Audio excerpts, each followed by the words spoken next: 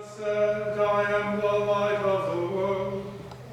Those who follow me will never walk in darkness, but will have the light of life. Alleluia.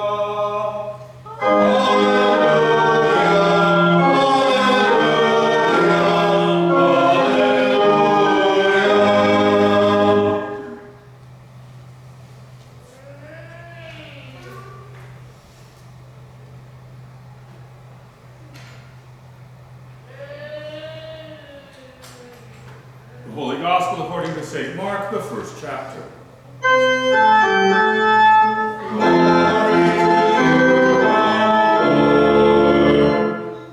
Jesus left the synagogue at Capernaum and entered the house of Simon and Andrew with James and John. Now Simon's mother-in-law lay sick with a fever, and immediately they told him of her.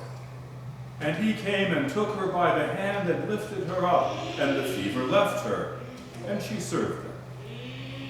That evening at sundown, they brought to him all who were sick or possessed with demons, and the whole city was gathered together about the door.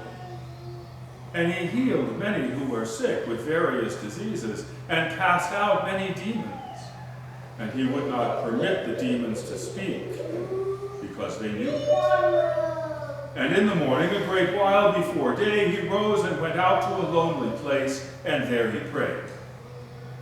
And Simon and those who were with him pursued him, and they found him and said to him, "Everyone is searching for you."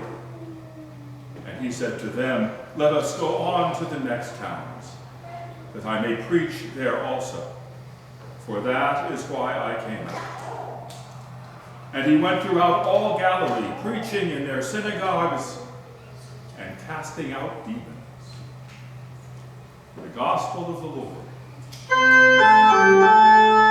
Praise to you, O Christ.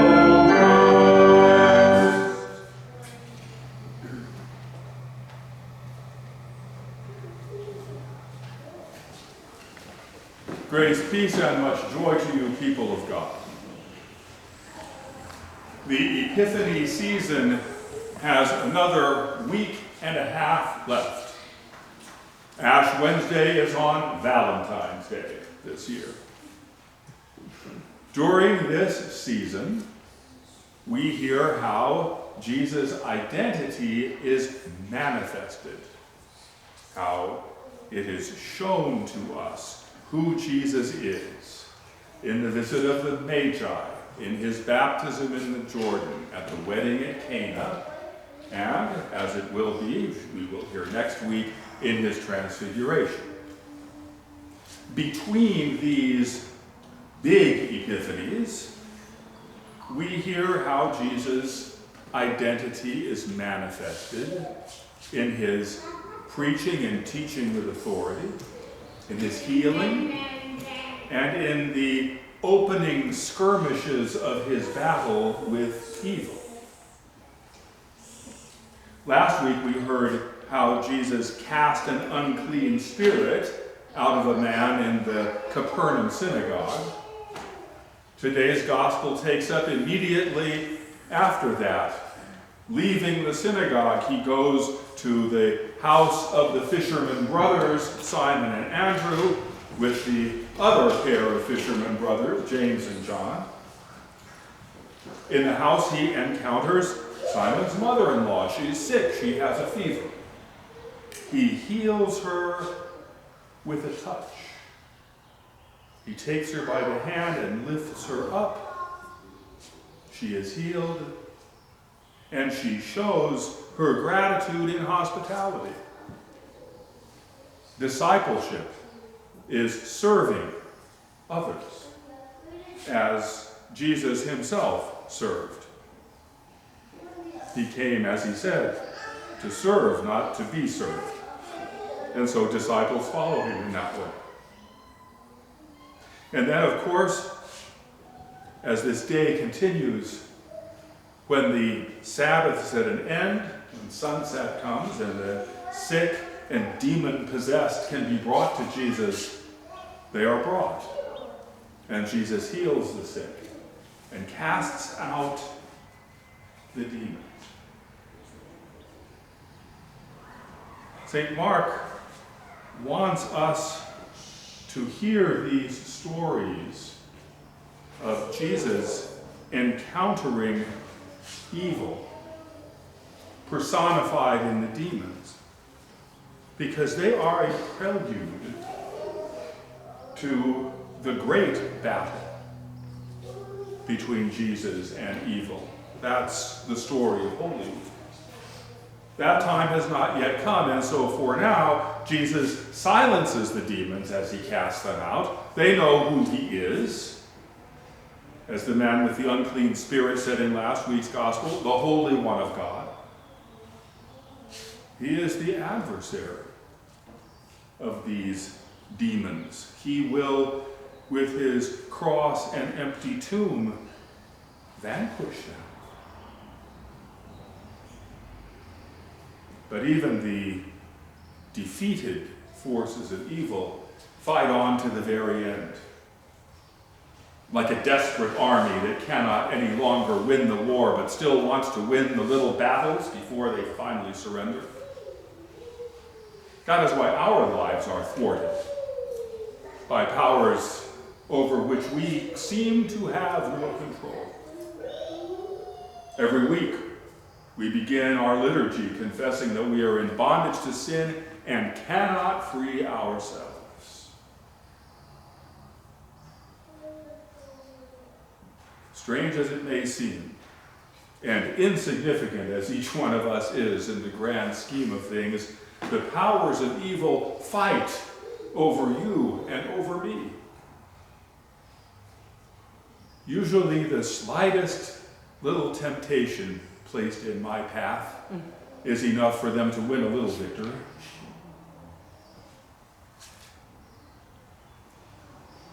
We are, as St. Augustine and Martin Luther would say, incurvatus in se. We're curved in on ourselves. And so we are unable to have success, finally, against the evil that confronts us. And because we're so curved in on ourselves, even if we have a little bit of success, that's nothing more than the old Adam getting religion. We say, oh, look, I'm having success against evil. Perhaps a success in my Lenten discipline in the season to come.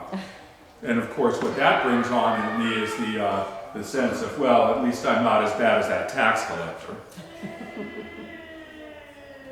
And if I fail, if the temptations placed in my path cause me to stumble, then I'm tempted further to give up hope, to give in to despair, to say, well, I'll never make any progress spiritually. I might as well just give up. There is no power in me or program or power on earth that can straighten out my twisted heart. But Jesus can. After his long day of healing the sick, long day into evening, of healing the sick and casting out demons, he finally is able in the middle of the night to slip away to a lonely place for a little prayer. How important is that for him? Jesus' ability to preach and teach with authority, his ability to cast out demons, his power to heal, his whole identity is bound up in his communion with the Father in the Holy Spirit.